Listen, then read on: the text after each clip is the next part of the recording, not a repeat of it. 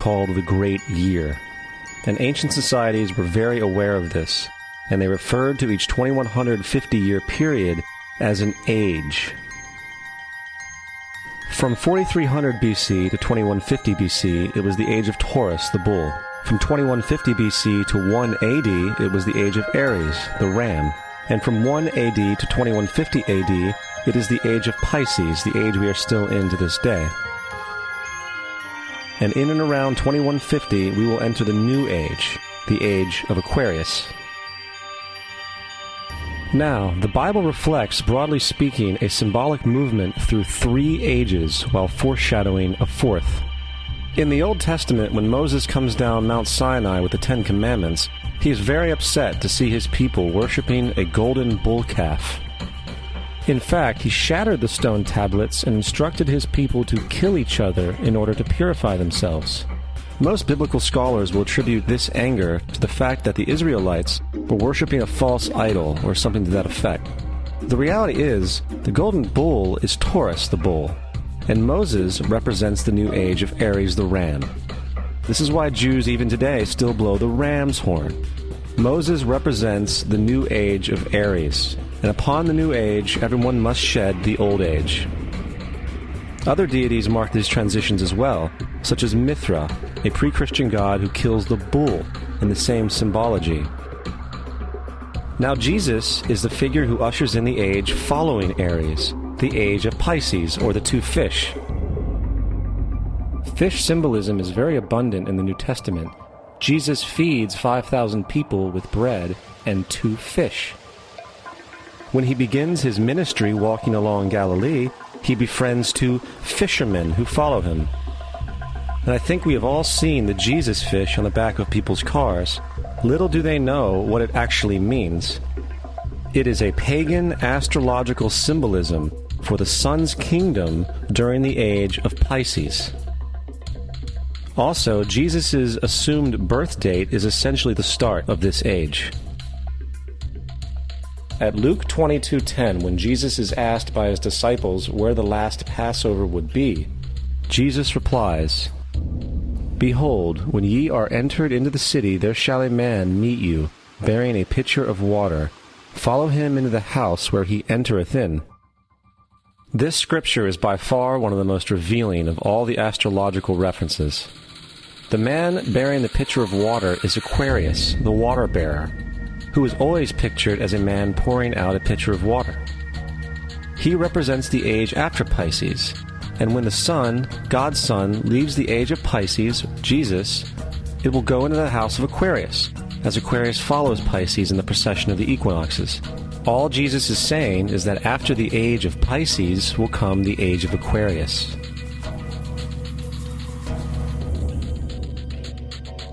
Now, we have all heard about the end times and the end of the world.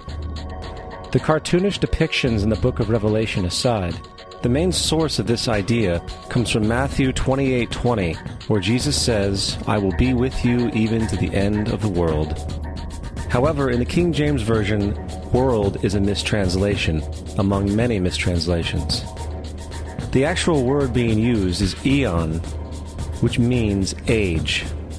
I will be with you even to the end of the age, which is true, as Jesus' solar Piscean personification will end when the sun enters the age of Aquarius. The entire concept of end times and the end of the world is a misinterpreted astrological allegory. Let's tell that to the approximately 100 million people in America who believe the end of the world is coming. Furthermore, the character of Jesus being a literary and astrological hybrid is most explicitly a plagiarization of the Egyptian sun god Horus. For example, inscribed about 3,500 years ago on the walls at the Temple of Luxor in Egypt are images of the Annunciation, the miracle conception, the birth, and the adoration of Horus.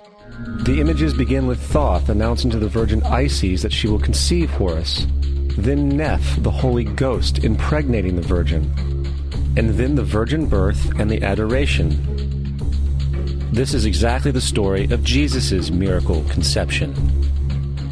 In fact, the literary similarities between the Egyptian religion and the Christian religion are staggering.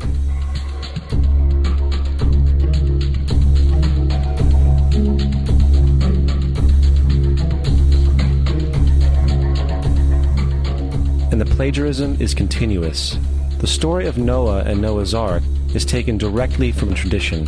The concept of the Great Flood is ubiquitous throughout the ancient world, with over 200 cited claims in different periods and times. However, one need look no further for a pre-Christian source than the Epic of Gilgamesh, written in 2600 BC. This story talks of a great flood commanded by God, an ark with saved animals upon it, and even the release and return of a dove, all held in common with the biblical story, among many other similarities. And then there is the plagiarized story of Moses. Upon Moses' birth, it is said that he was placed in a reed basket and set adrift in a river in order to avoid infanticide. He was later rescued by a daughter of royalty and raised by her as a prince. This baby in a basket story was lifted directly from the myth of Sargon of Akkad of around 2250 BC. Sargon was born, placed in a reed basket in order to avoid infanticide, and set adrift in a river.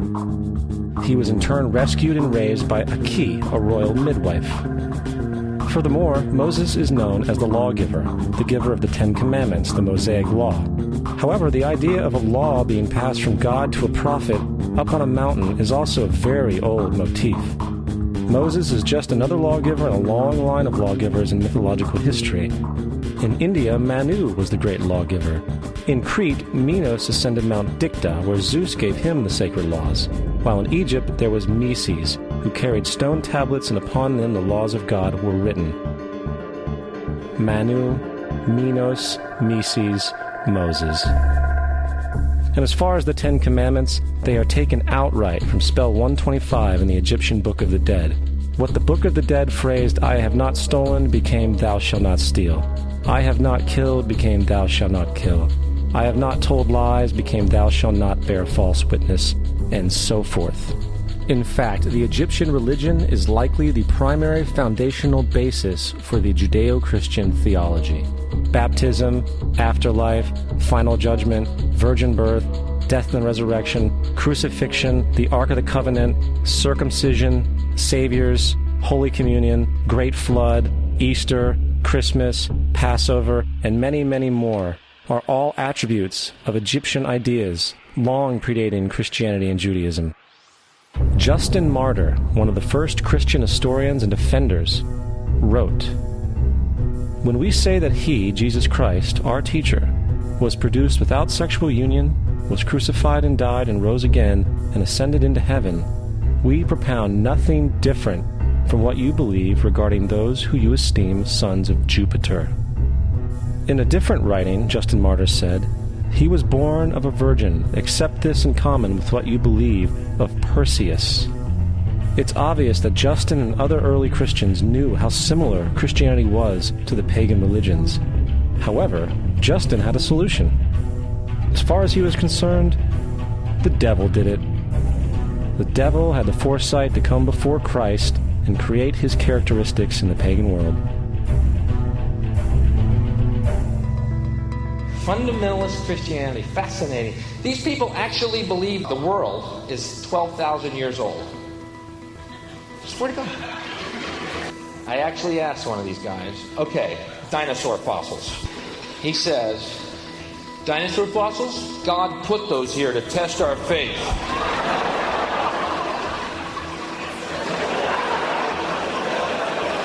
I think God put you here to test my faith, dude.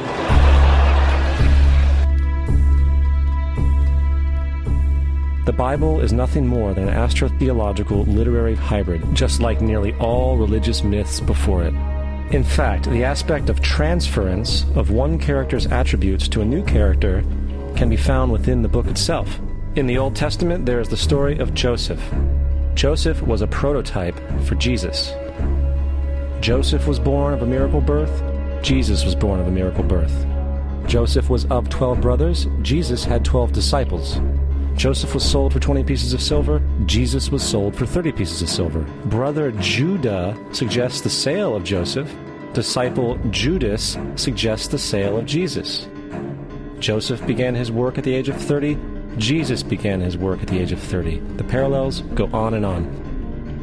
Furthermore, is there any non-biblical historical evidence of any person living with the name Jesus, the son of Mary, who traveled about with 12 followers, healing people and the like?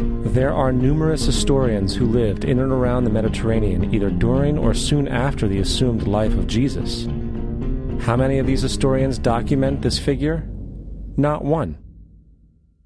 However, to be fair, that doesn't mean defenders of the historical Jesus haven't claimed the contrary. 4 historians are typically referenced to justify Jesus' existence. Pliny the Younger, Suetonius, and Tacitus are the first 3. Each one of their entries consists of only a few sentences at best, and only referred to Christus or the Christ, which in fact is not a name but a title. It means the Anointed One. The 4th source is Josephus, and this source has been proven to be a forgery for hundreds of years. Sadly, it is still cited as truth. You would think that a guy who rose from the dead and ascended into heaven for all eyes to see and performed the wealth of miracles acclaimed to him would have made it into the historical record. It didn't, because once the evidence is weighed, there are very high odds that the figure known as Jesus did not even exist.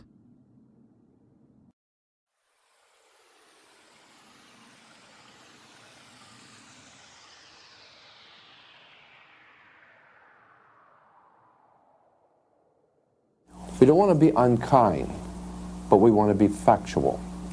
We don't want to cause hurt feelings, but we want to be academically correct in what we understand and know to be true. Christianity just is not based on truth. We find that Christianity was in fact nothing more than a Roman story, developed politically. The reality is, Jesus was the solar deity of the Gnostic Christian sect, and like all other pagan gods, he was a mythical figure. It was the political establishment that sought to historize the Jesus figure for social control. By 325 AD in Rome, Emperor Constantine convened the Council of Nicaea. It was during this meeting that the politically motivated Christian doctrines were established, and thus began a long history of Christian bloodshed and spiritual fraud. And for the next 1600 years, the Vatican maintained a political stranglehold on all of Europe, leading to such joyous periods as the Dark Ages, along with enlightening events such as the Crusades and the Inquisition.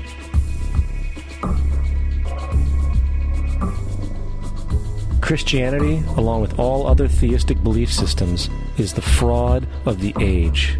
It serves to detach the species from the natural world, and likewise each other. It supports blind submission to authority. It reduces human responsibility to the effect that God controls everything, and in turn awful crimes can be justified in the name of a divine pursuit. And most importantly, it empowers those who know the truth but use the myth to manipulate and control societies. The religious myth is the most powerful device ever created and serves as the psychological soil upon which other myths can flourish.